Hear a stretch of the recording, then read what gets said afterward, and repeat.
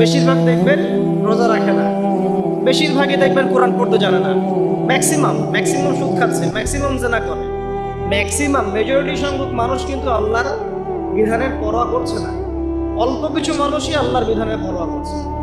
এই কথাও আল্লাহ কোরআনে বলেছেন, ওয়া কলিলুম মিন ইবাদিয়াশ শাকুর, আমার শুকরগুজার বান্দার পরিমাণ হবে কি খুব কম।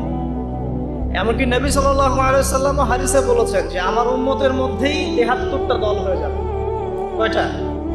তার মধ্যে ৭২টা দল জাহান্নামে যাবে, নাউজুবিল্লাহ। আর মাত্র একটা দল যাবে জান্নাতে, যার ব্যাপারে নবীজি বলছেন মা আনা আলাইহি ওয়া আসহাবি, আমি যার উপরে আছি এবং আমার সাহাবীরা যার উপরে আছে। মানে পৃথিবীর যে কোনো জায়গার মানুষ, যে কোনো দেশ, যে কোনো ভাষা, যে কোনো রং বর্ণ ইত্যাদি, তার ঈমান, তার আকীদা, তার আমল যদি নবী এবং সাহাবীদের সাথে মিলে যায়, ইনশাআল্লাহ তাআলা সে জান্নাতে যাবে। এটার জন্যে একটা দল খুলে সবাইকে ওই দলের ফর্ম পূরণ করতে হবে জরুরি না। এটা ঈমানের ব্যাপার, আকীদা আমলের ব্যাপার। যে কোনো জায়গার মানুষ যদি আল্লাহ এবং তার রাসূল এবং তার সাহাবীদের মানহাজ ফলো করে, ইনশাআল্লাহ তাআলা সে জান্নাতে যাবে। আল্লাহ পাক আমাদেরকে তৌফিক দান করুন, আমিন। এখানে বলছিলাম একটা বিষয়, যে জীবন দর্শন পাওয়ার পরে আপনাকে রবকে চিনতে হবে। রবকে চেনার জন্য আমি সূরা ইখলাসটা বলছি, লাম ইয়ালিদ ওয়া লাম ইউলাদ, তাকে কেউ জন্ম দেয়নি, আল্লাহ পাক কারো কাছ থেকে জন্মিত নন। এখন কিছু মানুষ বলছে, পৃথিবীর কোটি কোটি শত কোটি মানুষ বলছে যে আল্লাহ পাকের সন্তান আছে, না বলছে না? পৃথিবীর শত কোটি মানুষ বলছে যে আল্লাহর সন্তান আছে, না? আল্লাহ পাক সূরা মারিয়ামের মধ্যে বলছেন, এই যে তারা এই কথাটা বলছে, ইত্তাখাযাল্লাহু ওয়ালাদা, আল্লাহ পাক সন্তান গ্রহণ করেছেন, তার নাম ঈসা আলাইহিস সালাম, নাউযুবিল্লাহ। আল্লাহ বলছেন এই কথাটা যখন আসমানে উঠে, আমরা যখন কথা বলি তখন কথাগুলো বায়ুমণ্ডলে ছড়িয়ে পড়ে না? এই কথা যখন বায়ুমণ্ডলে ছড়িয়ে পড়ে, আসমানের দিকে ওঠে, তখন আসমান এবং জমিন লজ্জায়, অপমানে, কষ্টে ফেটে পড়তে চায় যখন এই কথাটা মানুষ বলে, ইত্তাখাযাল্লাহু ওয়ালাদা। তো দেখুন, বেশিরভাগ মানুষ কিন্তু বলছে যে আল্লাহর সন্তান আছে, নাউযুবিল্লাহ। আবার ইহুদি যারা, তারা বলছে ওযায়ের আলাইহিস সালাম আল্লাহর পুত্র, নাউযুবিল্লাহ। খ্রিস্টানরা বলছে ঈসা ইবনে মারইয়াম আল্লাহর পুত্র, নাউযুবিল্লাহ। এখন আমরা যে একটা কথা বলি না, যে বেশিরভাগ মানুষ যা বলবে সেটাই সঠিক, তাহলে কি এই বেশিরভাগ মানুষ যে বলছে আল্লাহর সন্তান আছে এটা সঠিক? তাহলে এখানে কিন্তু এই কনসেপ্টটা টিকছে না। বেশিরভাগ মানুষ যা বলবে তা সঠিক হবে তখনই যখন তাদের কথা কোরআন মানদণ্ড হবে। যদি বেশিরভাগ মানুষ বলে হ্যাঁ সুদ হারাম, অবশ্যই হারাম, বিকজ কোরআন সুন্নাহ এটা হারাম করেছে। যদি বেশিরভাগ মানুষ বলে সুদ হালাল, আপনি কি করবেন? মানবেন? যদি বেশিরভাগ মানুষ বলে মদ হালাল, জিনা হালাল, হ্যাঁ, তাহলে এই যে একটা কনসেপ্ট চালু হয়ে গেছে আমাদের মধ্যে, এটা কিন্তু ডেমোক্রেসি না, এটা ডেমোক্রেসির ভুল ব্যাখ্যা। হ্যাঁ, বেশিরভাগ মানুষ এর কথা, মতামত কখন গ্রহণযোগ্য হবে? যখন সেটা আল্লাহ পাকের ঐশী গ্রন্থের আলোকে হবে, তখন অবশ্যই নিঃসন্দেহে এটা গ্রহণযোগ্য হবে। কিন্তু যদি বেশিরভাগ মানুষ আল্লাহ এবং তার রাসূলের বিধানের বাইরে কথা বলে, হালাল করে দেয় মদকে, জেনাকে হালাল করে দেয়, আপনার এই যে পর্নোগ্রাফিকে হালাল করে দেয়, সুদকে হালাল করে দেয়, তাহলে কি আমরা হালাল মেনে নেব? যদি মেনে নেন তখন কিন্তু আপনি আল্লাহ পাকের সাথে শিরক করলেন। এটা সূরা তাওবার 31 নম্বর আয়াতে পড়ে দেখবেন, লাম ইয়ালিদ ওয়া লাম ইউলাদ, আল্লাহ পাক কাউকে জন্ম দেননি, কারো কাছ থেকে জন্মিতও না। ওয়া লাম ইয়াকুল লাহু কুফুয়ান আহাদ, এটা আরো ম্যাসিভ। আল্লাহ পাকের সমতুল্য কিচ্ছু নাই। মানে কোনো কিছু যদি আপনার চিন্তায়ও আসে যে এটা আল্লাহর সমকক্ষ হতে পারে, নাউযুবিল্লাহ, সাথে সাথেই ওই কনসেপ্টটা বাতিল করতে হবে। কারণ আল্লাহ পাকের সমকক্ষ কিছু হতেই পারে না। কিছু মানুষ আছে, মুসলিমদের মধ্যেও দেখা যায় যে আল্লাহ পাকের গুণ এবং আসমা সিফাতগুলোকে মানুষের সাথে তুলনা করছে না? অনেকেই বলেছে যে আল্লাহ পাকের হাত এই যে আমাদের হাতের মতো, নাউযুবিল্লাহ, এইসব কথা বলা যাবে না। অনেকে বলেছে আল্লাহ পাকের পা মানুষের পায়ের মতো, আল্লাহ পাকের চেহারা মানুষের চেহারার মতো। অনেক ফিলোসফিক্যাল বই আমরা পড়েছি, এগুলোতে অনেক মানুষ এই কথাগুলো লিখেছে, এগুলো সম্পূর্ণ বাতিল। লাগে লাইসা কামিসলিহি শাই, আল্লাহ পাকের মতো কিছুই নাই, কোনো কিছুই তার সাথে সাদৃশ্য হওয়ার যোগ্য নয়। এখানে যদি কোনো মুসলিম এরকম আকীদা পোষণ করে থাকে, এটাও একটা বাতিল আকীদা হবে। সামনে আসেন, আল্লাহকে চিনতে হলে আপনাকে একটা আয়াত আমি শোনাচ্ছি, ইনশাআল্লাহ এটা যথেষ্ট হবে। আল্লাহ রাব্বুল আলামিন বলছেন, আল্লাহ আল্লাহ পাক, লা ইলাহা ইল্লাহু, আল্লাহ পাক তিনি যিনি ছাড়া কোনো ইলাহ নাই। আল্লাহু লা ইলাহা ইল্লা হুয়াল হাইয়ুল কাইয়ুম, তিনি হাই এবং কাইয়ুম। হাইয়ুন কাইয়ুম, চিরঞ্জীব চিরস্থায়ী। চিরঞ্জীব মানে কি? মানে যখন কিছু ছিল না আল্লাহ পাক ছিলেন, যখন কিছু থাকবে না আল্লাহ পাক থাকবেন। সময়ের ঊর্ধ্বে আল্লাহ রাব্বুল আলামিন, সময়ের চেয়ে অনেক ঊর্ধ্বে, বরং সময় তো আল্লাহই সৃষ্টি করেছেন, আর আমরা সবাই সময়ের মধ্যে পড়ে আছি। আমাদের এখানে দিন রাত যেমন আল্লাহ রাব্বুল আলামিনের কাছে এমন নয়, মোটেই এমন নয়, বরং কিয়ামতের দিনটাই হবে আল্লাহ পাকের হিসেবে আমাদের দিনের চেয়ে 50,000 বছরের সমান। তাহলে এই সময়ের যে একটা আমরা গোলক ধাঁধায় পড়ে আছি, এক একটা গ্রহের সময় এক এক রকম, এক একটা গ্যালাক্সিদের সময় এক এক রকম। আল্লাহ পাক এগুলোর ঊর্ধ্বে, চিরঞ্জীব চিরস্থায়ী।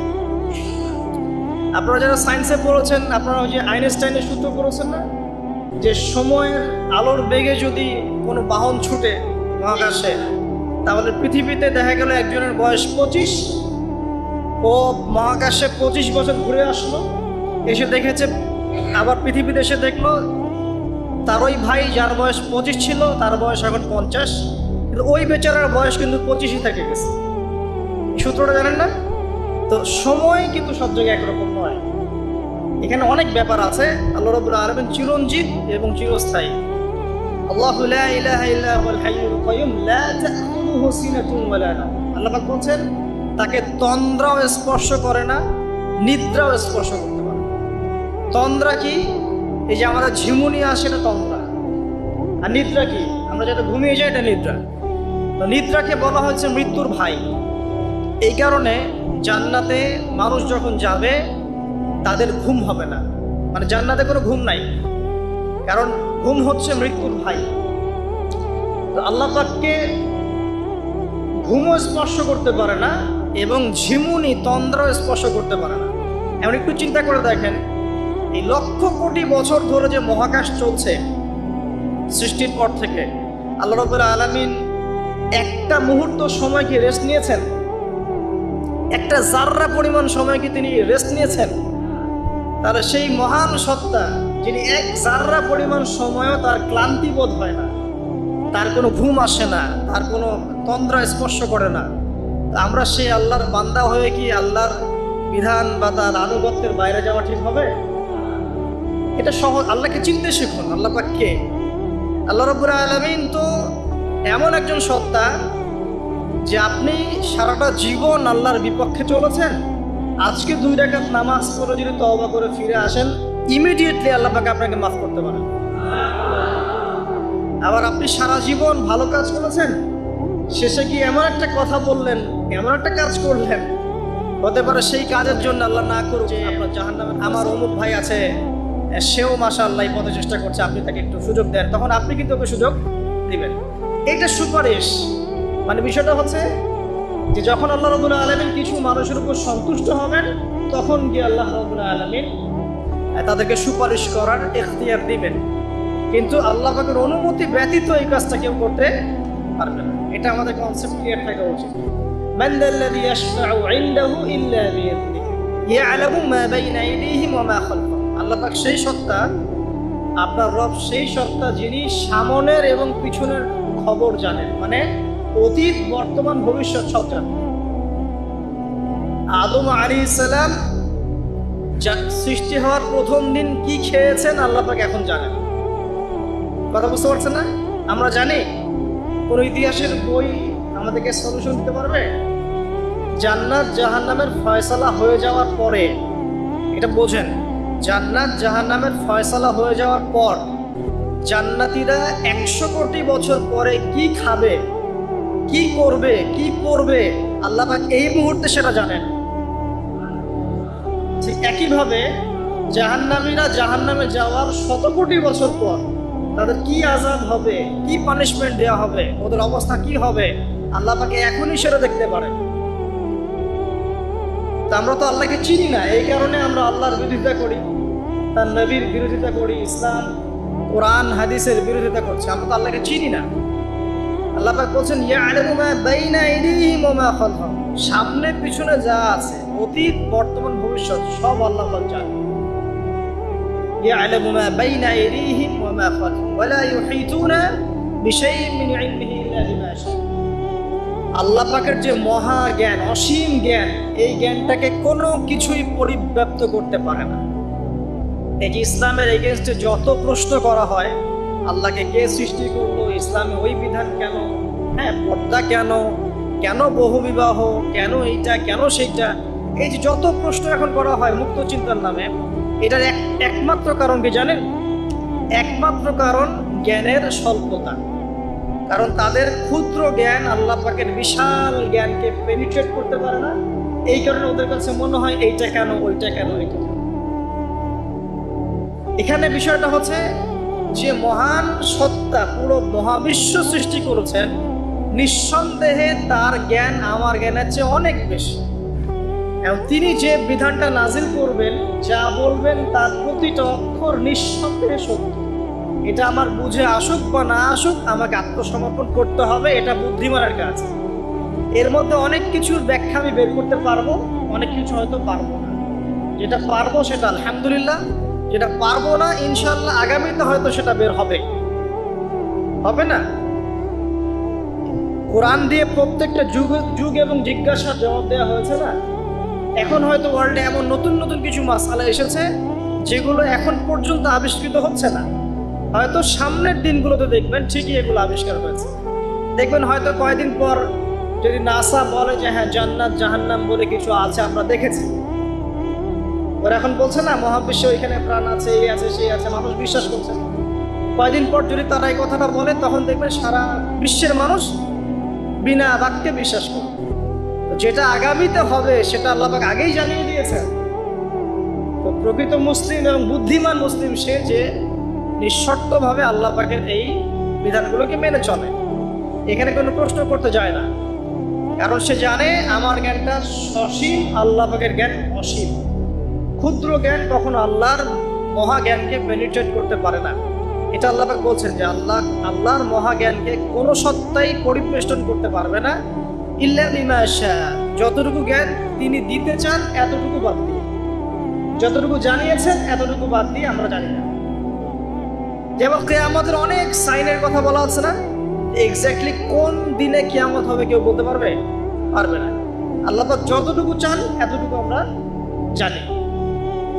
ইয়ালামু মা বাইনা আইদিহিম ওয়া মা খালফাহুম ওয়া লা ইউহিতুনা বিশাইইন মিন ইলমিহি ইল্লা বিমা শা ওয়াসিআ কুরসিয়ুহুস সামাওয়াতি ওয়াল আরদ।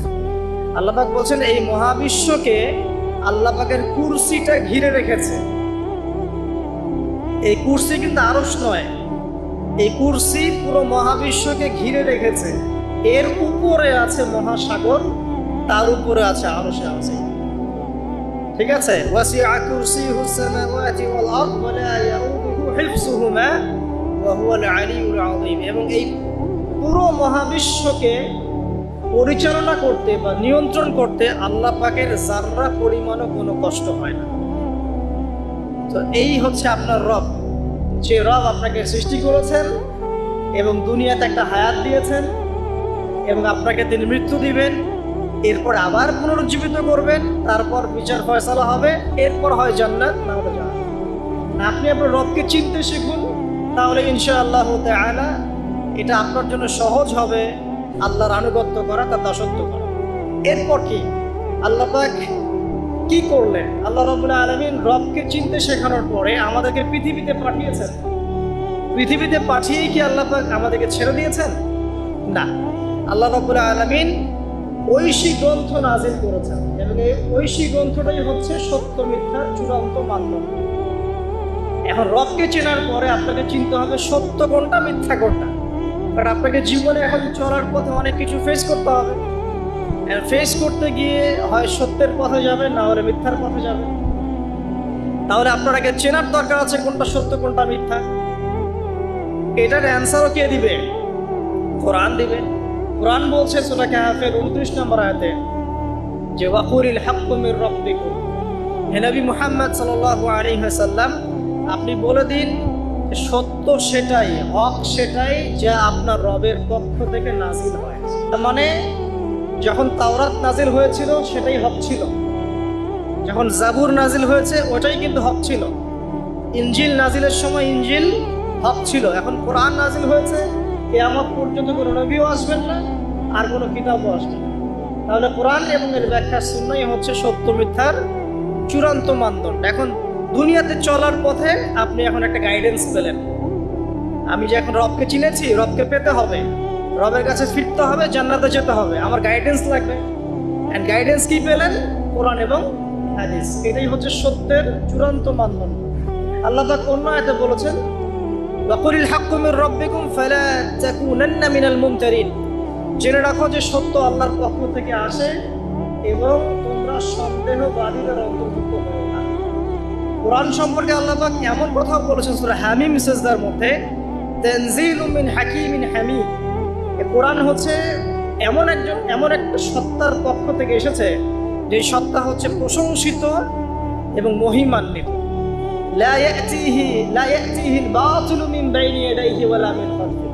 কোরআন এমন একটা কিতাব যার ডান বাম সামন পিছন কোনো দিক থেকেই বাতিল তাকে স্পর্শ করতে পারে না। আপনি একটা গাইডেন্স পেলেন, কি ফলো করবেন আপনি, ঠিক আছে? আল্লাহ পাক এটা কিন্তু সূরা বাকারাতে বলেছেন কুল নাহবিতু মিনহা জামিআ, তোমরা পৃথিবীতে নেমে যাও, ফাইম্মা ইয়াতিয়ান্নাকুম মিন্নি হুদান, তোমাদের কাছে আমার পক্ষ থেকে হেদায়েত আসবে, ফামান তাবিআ হুদায়া, যারা আমার হেদায়েত মেনে চলবে, ফালা খাউফুন আলাইহিম ওয়ালা হুম ইয়াহজানুন, তাদের কোনো ভয় নাই, কোনো দুশ্চিন্তাও নাই। ওয়াল্লাযীনা কাফারু ওয়া কাযযাবু বিআয়াতিনা, যারা কুফরি করবে এবং আমার আয়াতকে মিথ্যা প্রতিপন্ন করবে, উলাইকা আসহাবুন নার, এরা হবে জাহান্নামের অধিবাসী, হুম ফিহা খালিদুন। তাহলে আপনি গাইডেন্স কিন্তু পেয়ে গেলেন। কোত্থেকে আসবে গাইডেন্স? আল্লাহর পক্ষ থেকে। সর্বশেষ নবীকে মুহাম্মদ সাল্লাল্লাহু আলাইহি ওয়াসাল্লাম, সর্বশেষ গাইডেন্সটা কি তাহলে? কোরআন এবং এর ব্যাখ্যা কি হাদিস আছে না নাই? অনেকেই বলে কোরআনই যথেষ্ট, হাদিসের প্রয়োজন নাই।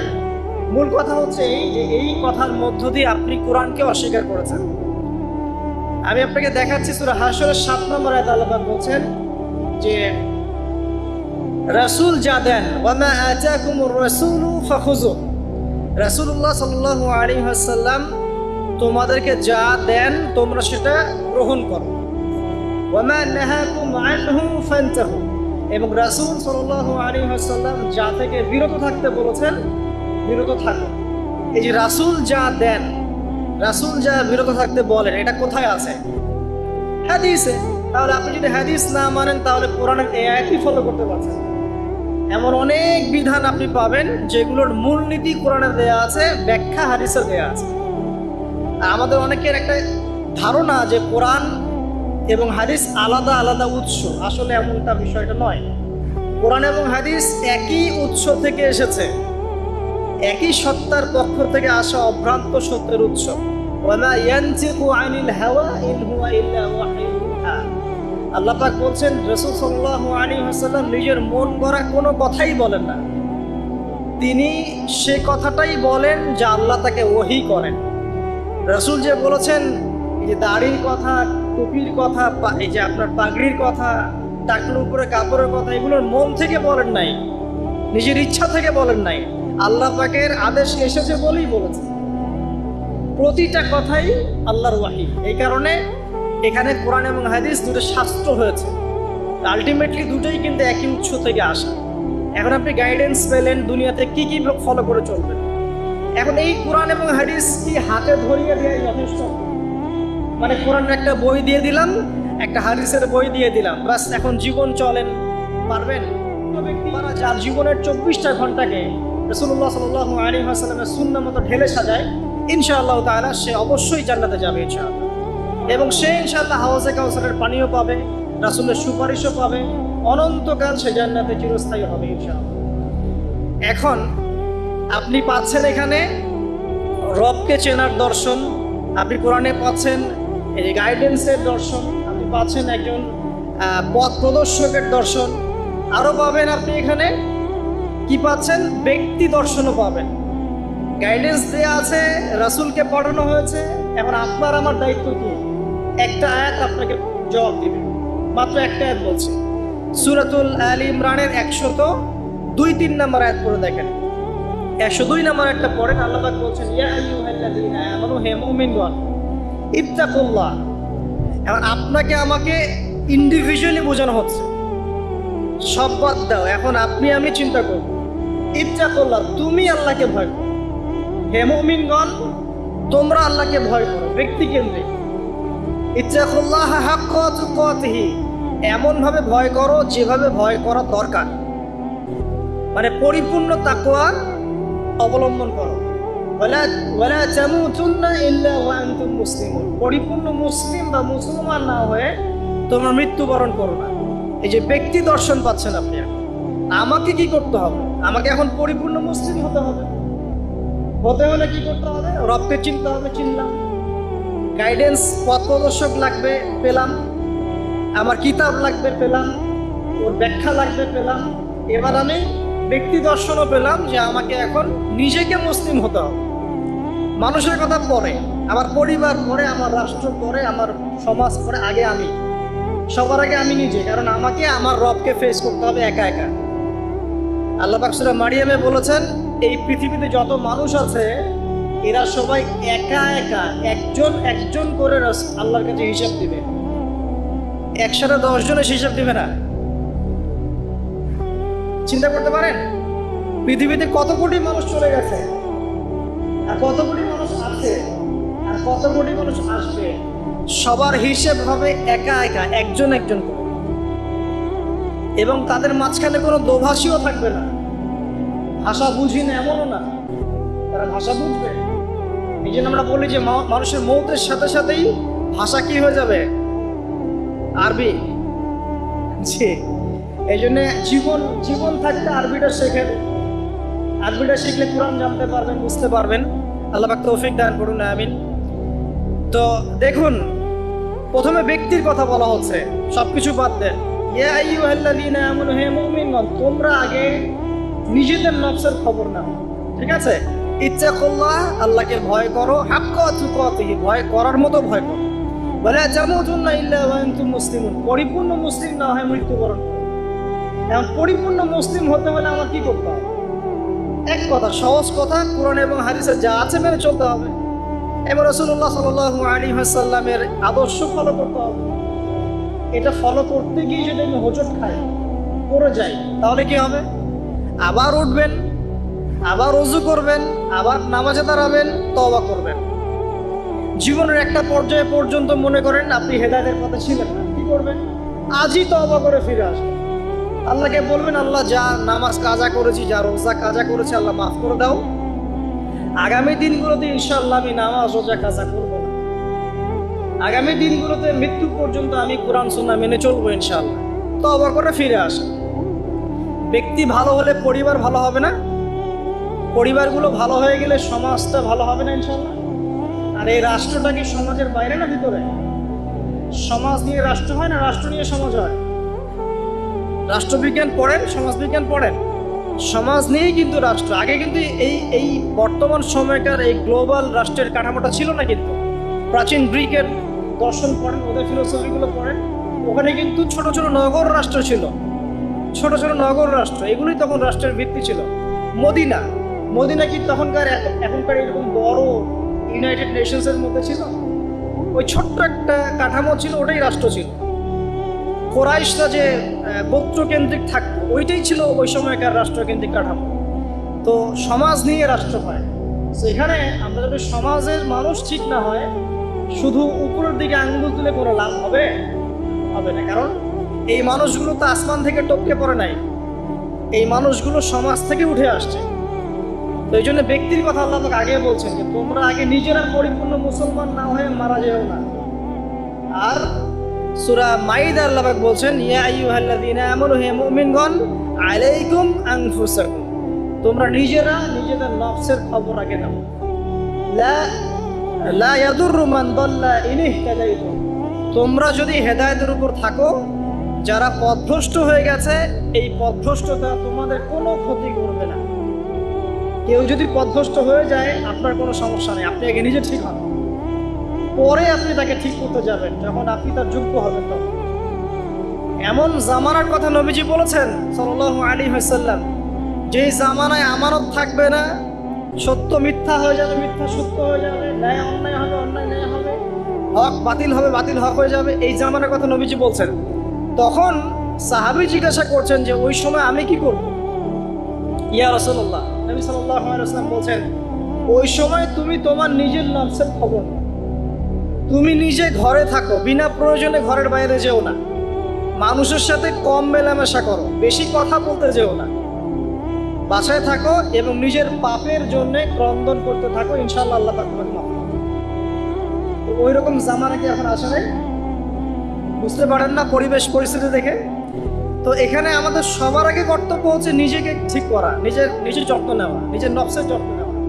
তারপর কি, যখন আমি পরিপূর্ণ মুসলিম হব ইনশাআল্লাহ, এরপরে আপনি চলে যাবেন আপনার শিক্ষা ক্ষেত্রে, তাই না? আপনি শিক্ষা দর্শনে যাবেন। এখানে আপনি কি শিখবেন? আমি সবসময় বলি, আপনারা যেখানে পড়াশোনা করছেন সেগুলো পড়বেন, কোনো সমস্যা নেই, কিন্তু আপনাকে কোরআন এবং হাদিসের কিছু বেসিক নলেজ অর্জন করতে হবে।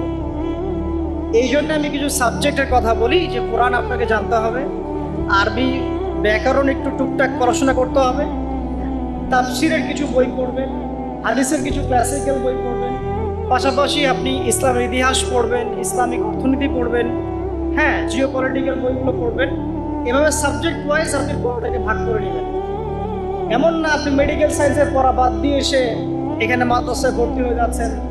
এটা সবাই এটা পারবেও না, সবার এটার প্রয়োজনও নাই।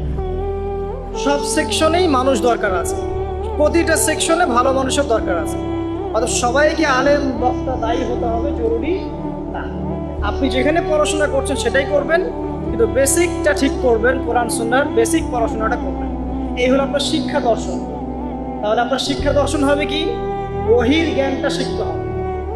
ইকরা বিসমি রাব্বিকাল্লাযী খালাক, আপনি পড়ুন আপনার সেই রবের নামে যিনি আপনাকে সৃষ্টি করেছেন। মানে আপনাকে সেই জ্ঞান অর্জন করতে হবে যা আপনাকে আপনার সৃষ্টিকর্তা পর্যন্ত পৌঁছায় দিবে। ঠিক আছে?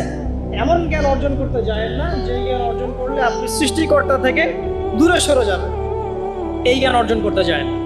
এবার আসেন, আপনি মুসলিম হচ্ছেন, ইলম অর্জন করছেন, এবার কি লাগে? রিজিক লাগে, তাই না? খাবার দাবার চলতে হবে, পৃথিবীতে আমাকে চলতে হবে।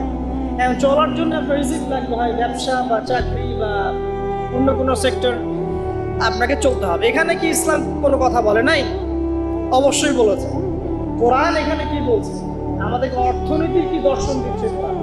আল্লাহ পাক সহজ সরল কথা বলছে যে ইয়ামহাকুল্লাহু রিবা ওয়া ইউরবিস সাদাকা। দেখো, অর্থনৈতিক জীবনে চলার ক্ষেত্রে রিবা থেকে বেঁচে থাকবে, কারণ রিবা বা সুদ তোমার সম্পদটাকে সংকুচিত করে ফেলবে, আর সদকা, দান, যাকাত এটা তোমার সম্পদকে বৃদ্ধি করবে।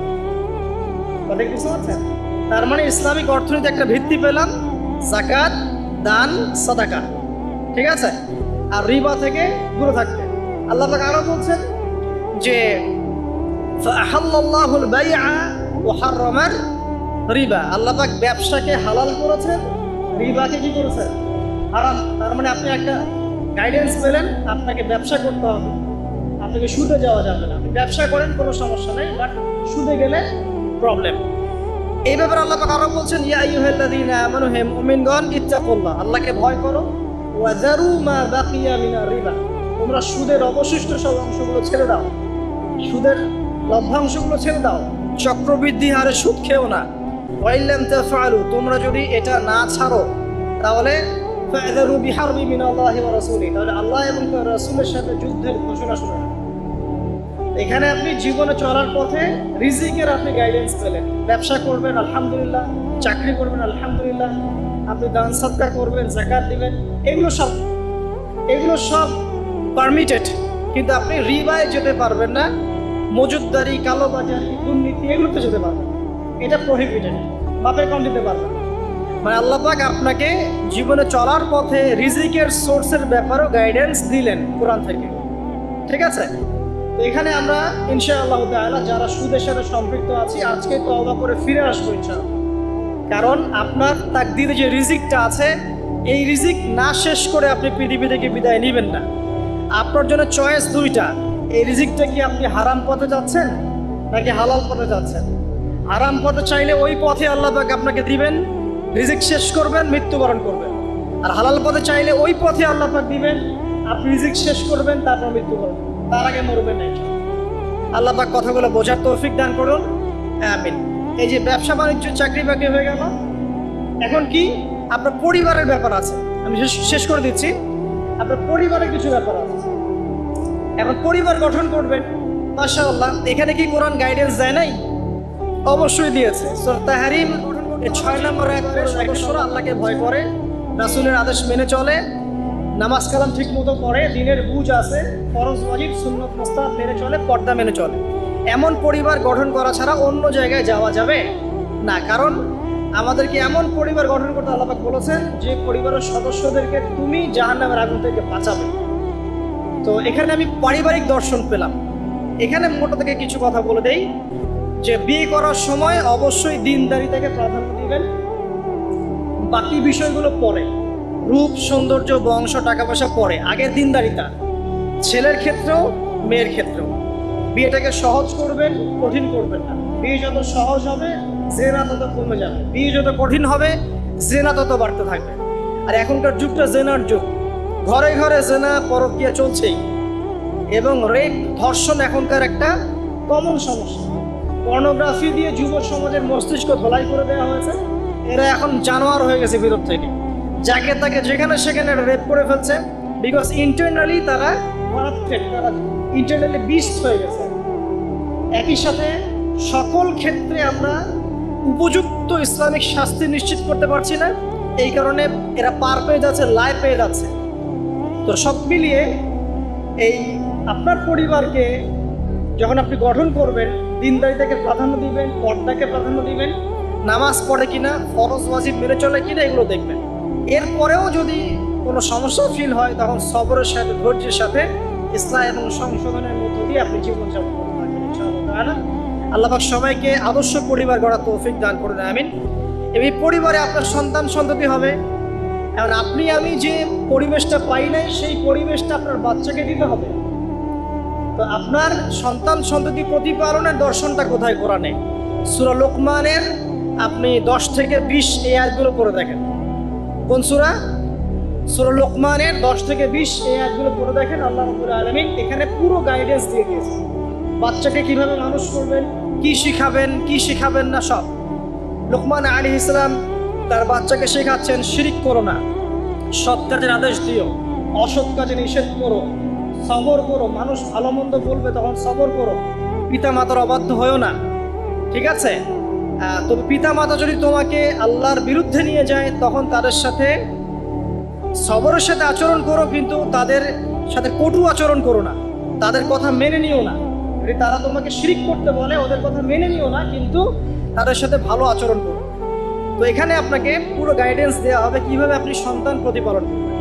এছাড়া এখনকার প্যারেন্টিংয়ের অনেক বই আছে, এগুলো কিনবেন, ইসলামিক ফ্যামিলি গড়ে তোলেন। আল্লাহ পাক তৌফিক এনায়েত করুন, আমিন। সর্বশেষে যে বিষয় যে এরপর আপনি সমাজে চলাফেরা করছেন, সমাজ নিয়ে কি ইসলাম কোনো কথা বলে নাই? এক বাক্যে আমি বলছি সমাজের বিষয়গুলো কোথায় আছে। কোরআনুল কারীমের মধ্যে একটা সূরা আছে, সূরাতুল হুজুরাত। কোন সূরা? সূরা হুজুরাত। এই সূরা হুজুরাতটা পুরো বাসায় গিয়ে পড়ে ফেলেন, দেখবেন একটা সমাজ কিভাবে চলবে বা চলা উচিত আল্লাহ পাক এখানে সব কিছু বলেছেন। একটা বিষয় আল্লাহ পাক বাদ দেন নাই।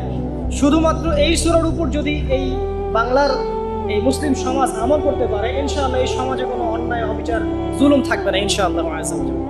এবং ইনশাআল্লাহ পুরো সোসাইটি মিলেই জান্নাতে যাবে ইনশাআল্লাহ।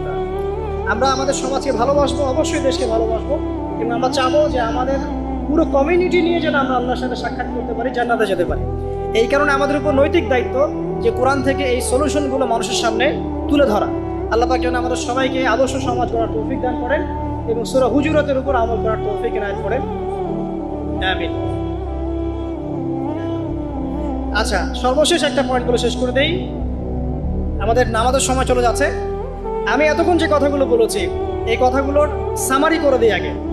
প্রথমে আমি আপনাকে বলেছি যে এই জীবনে আমরা চিরস্থায়ী নই, মৃত্যুবরণ করতে হবে। সো আমাদের হাতে সময় আছে হায়েস্ট 50, 60, 70, 100 বছর। এই সময়টুকুতে আমি কিভাবে আল্লাহর পথে চলবো, আল্লাহ পাক একা ছেড়ে দেন নাই। আমরা রবকে চিনেছি আয়াতুল কুরসির মধ্য দিয়ে, সূরা ইখলাসের মধ্য দিয়ে। সেই রবের দাসত্ব করব কিভাবে, আল্লাহ পাক দিয়েছেন কোরআন এবং এর ব্যাখ্যা হাদিস, এটা ফলো করব। কিভাবে ফলো করব? নবী সাল্লাল্লাহু আলাইহি ওয়াসাল্লামের আদর্শ অনুযায়ী ফলো করব, সাহাবীদের মতো করে ফলো করবো ইনশাআল্লাহ। এরপর কি হবে? এরপর আমি ব্যক্তি জীবনকে আগে সমৃদ্ধ করবো। আমার ব্যক্তি জীবনে আমি জ্ঞান অর্জন করব, আমল করব, তাজকিয়া অর্জন করব। আমার ব্যক্তি জীবনটাকে আমি ইসলামের পথে উৎসর্গ করব। এরপরে কি? এরপরে আমি চলে যাব অর্থনীতিতে। আমার ব্যবসা বাণিজ্যের প্রয়োজন আছে, আমি ব্যবসা বাণিজ্যের ক্ষেত্রে হালাল হারাম মেনে চলবো। ইকোনমিক সেকশনে আমি হালাল হারাম মেনে চলবো, আল্লাহর বিধান মেনে চলবো। শিক্ষা ক্ষেত্রে আমি আল্লাহর ওহীর জ্ঞান অর্জন করব। এরপর পরিবার গঠন করব, সেখানেও আমি ইনশাআল্লাহ তাআলা আদর্শ ইসলামিক পরিবার গড়ে তোলার চেষ্টা করব। এরপর সমাজ যদি গঠন করতে হয় তখন আমি গিয়ে সূরা হুজুরাতের সাহায্য নিব। এর মধ্য দিয়ে ইনশাআল্লাহ আমি একটা আদর্শ সমাজের রোল মডেল পাবো। আর সর্বশেষ যেটা হলো আরও বড় সেকশন, যে পররাষ্ট্রনীতির কথা বলছেন, রাষ্ট্রীয় কথাগুলো বলছেন, বিচারের কথাগুলো বলছেন, এই প্রতিটা বিষয়ের হেদায়েতও কোরআনে দেয়া আছে। এখন এই যুগে, এই সময়ে, এই 21শ শতাব্দীতে এসে এই পশ্চিমাদের দৌরত্বের এই যুগে আমরা এটা কতটুকু করতে পারবো আমরা জানি না, কিন্তু জেনে রাখা ভালো।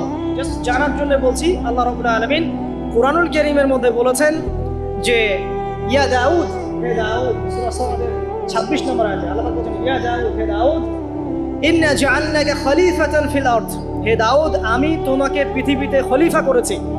আল্লাহর খলিফা কে? যে আল্লাহ রাব্বুল আলামিনের বিধান মেনে চলে, সেই তো আল্লাহর খলিফা।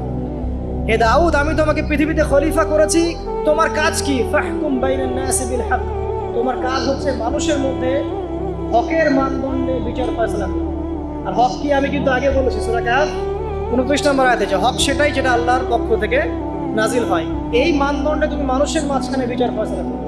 ওয়ালা তাত্তাবিউল হাওয়া, এবং তুমি তোমার প্রবৃত্তির দাসত্ব করবে না। ফায়ুদিল্লাকা আন সাবিলিল্লাহ, তাহলে এটা তোমাকে আল্লাহর পথ থেকে সরিয়ে নিয়ে যাবে। ইন্নাল্লাযীনা ইউদিল্লুনা আন সাবিলিল্লাহ, নিশ্চয়ই যারা আল্লাহর পথ থেকে বিচ্যুত হয়ে যায়, লাহুম আযাবুন শাদীদ, তাদের জন্য আছে প্রচণ্ড যন্ত্রণাদায়ক শাস্তি। বিমা নাসু ইয়াউমাল হিসাব, এই কারণে যে তারা হিসেবের দিনটা ভুলে গিয়েছে। এখানে আমরা একটা দর্শন পেয়ে গেলাম যে আমাদেরকে যদি আল্লাহ রাব্বুল আলামিন বড় লেভেলে নিয়ে যান, তখন আপনাকে কি ফলো করে সমাজ, রাষ্ট্র এবং পলিটিক্যাল অ্যাফেয়ার্সগুলো ডিল করতে হবে।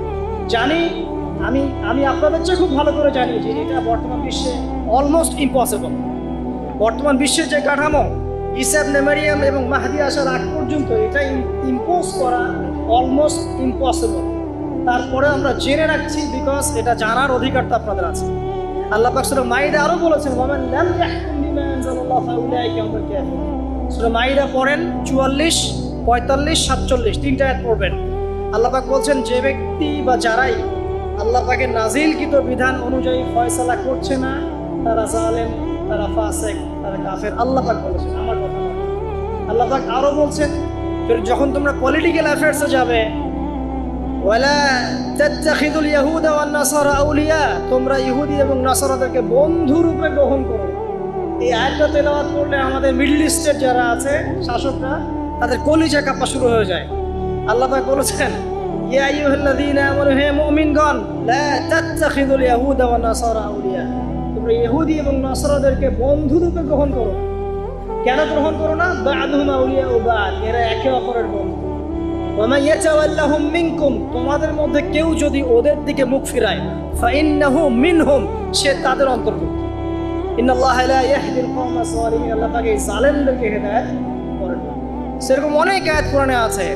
এখানে যখন আল্লাহ পাক ওই লেভেলে মানুষকে নিয়ে যাবে, তখন তার উচিত হবে, যদি তার সামর্থ্য থাকে, ক্ষমতা থাকে, তাহলে আল্লাহ রাব্বুল আলামিনের সেই বিধানগুলোকে ইম্পোজ করা। এটা আমি বলে দিলাম, এই দাজ্জালীয় সভ্যতার যুগে এটা অলমোস্ট ইম্পসিবল। তারপরেও যে ন্যায়ের কথা বলা হয়, যতটুকু পারা যায় অতটুকুর মধ্যেই আল্লাহ রাব্বুল আলামিনের হক, যেটা আমাদের সমাজের জন্য কল্যাণকর, এই ডিসিশনগুলো নিতে কোনো আপত্তি নেই। আল্লাহ রাব্বুল আলামিন আমাদের ঊর্ধ্বতন কর্তৃপক্ষ যারা আছে সবাইকে শক্তিশালী করুন, আমরা দোয়া করি, এবং তাদেরকে আল্লাহ রাব্বুল আলামিনের কোরআন এবং হাদিস বোঝার তৌফিক দান করুন, সরাসরি না হলেও টেকনিক্যালি ইসলামের বিধানগুলোকে ইম্পোজ করার তৌফিক আল্লাহ সবাইকে দান করুন। আমিন। আল্লাহ রাব্বুল আলামিন আমরা সবাইকে মাফ করে দিন। এই দুনিয়ার জীবনটা যেন আমরা আল্লাহর আনুগত্যে কাটাতে পারি, আল্লাহ সেই তৌফিক আমরা সবাইকে দান করুন। এবং আমরা আরও বলছি যে আল্লাহ রাব্বুল আলামিন আমাদেরকে কোরআন সুন্নাহর জ্ঞানী হওয়ার তৌফিক দান করুন, বেশি বেশি করে আমল করার তৌফিক দান করুন, আদর্শ ইসলামিক পরিবার গড়ার তৌফিক দান করুন। পাশাপাশি আমাদেরকে যা রিজিকের সমস্যায় ভুগছি, হালাল রিজিকের সোর্স যাদের জুটছে না, আল্লাহ তাকে এই বেকারত্ব দূর করে দিন এবং হালাল রিজিকের পথ প্রশস্ত করে দিন। আল্লাহুম্মা আমিন। আমাদের সমাজটাকে রব্বুল আলামিন কোরআনের কাঠামোতে আল্লাহ পাক আমাদের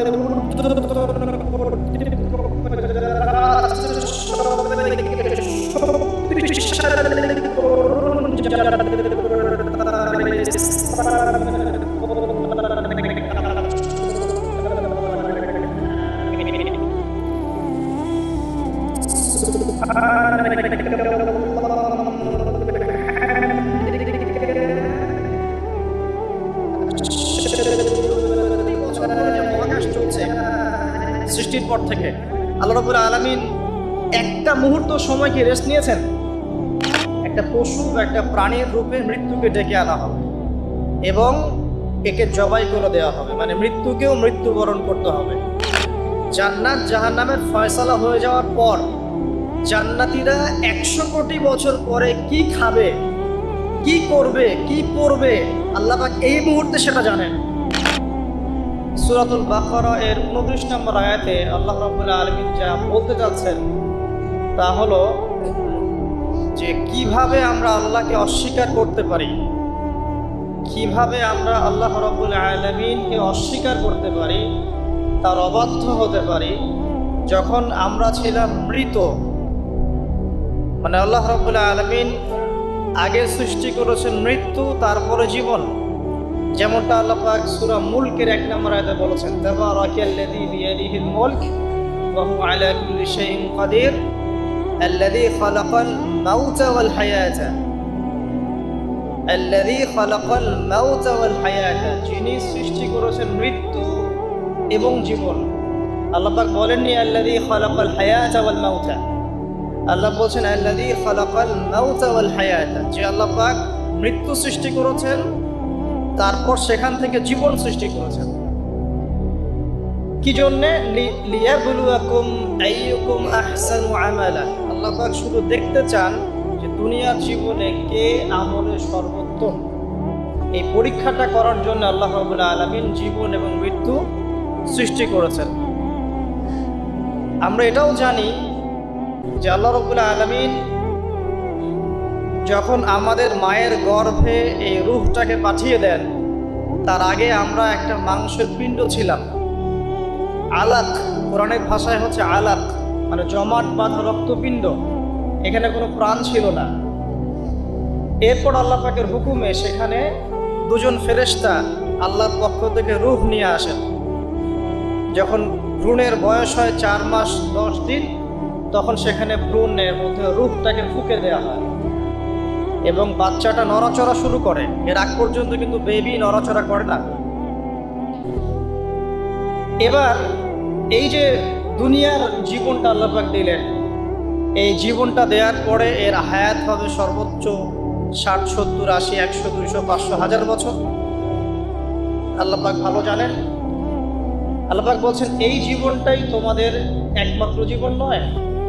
তোমরা কিভাবে আল্লাহকে অস্বীকার করছো? তোমরা আগে মৃত ছিলে, ওই যে জমাট বাঁধা রক্তপিণ্ড ছিলে। সুম্মা ইউহয়িকুম, এরপর আল্লাহ পাক তোমাদেরকে জীবন দিলেন, মানে দুনিয়ার জীবন আমরা পেলাম। এটাই চূড়ান্ত জীবন নয়। সুম্মা ইউমীতুকুম, তোমরা আবারও এরপর মৃত্যুবরণ করবে। ওই মৃত্যুর পরে আল্লাহ পাক বলছেন সুম্মা ইউহয়িকুম, আবারও তোমাদেরকে আমি জীবন দেব। তার মানে 2টা জীবন, 2টা মত। আর শেষের জীবনের পরে আল্লাহ পাক বলছেন সুম্মা ইলাইহি তুরজাউন, এরপরে আল্লাহ পাক বলেননি যে আবারও জীবন দিব, আবার মৃত্যু দিব। শেষে গিয়ে আল্লাহ পাক বলছেন এরপর তোমরা আমার কাছে ফিরে আসবে। তার মানে কিয়ামতের মাঠে মৃত্যুকে জবাই করে দেওয়া হবে। এটাও হাদিসে এসেছে।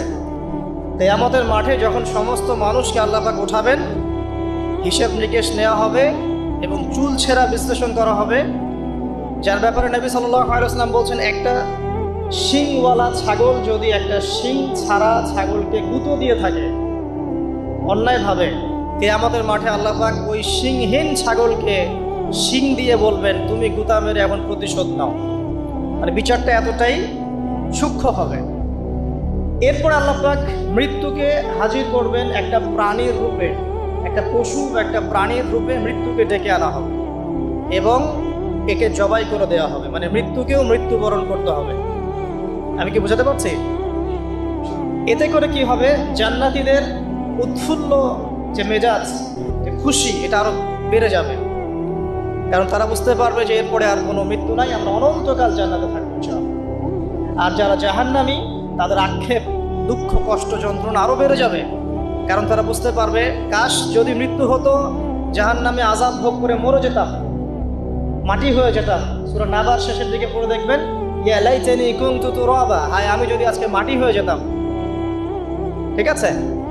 সূরা ফুরকানে আল্লাহ পাক বলছেন তোমরা একটা মৃত্যুকে ডেকো না, বহু মৃত্যুকে ডাকতে থাকো।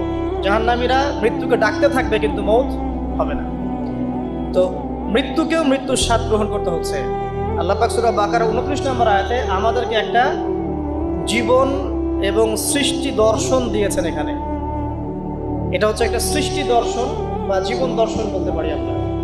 কি সেটা? যে আমরা এখানে কেউ চিরস্থায়ী নই, আমরা একসময় পৃথিবীতে ছিলাম না, এক সময় থাকবো না, মাঝখানে একটা সংক্ষিপ্ত সময় আমাদের হাতে আছে।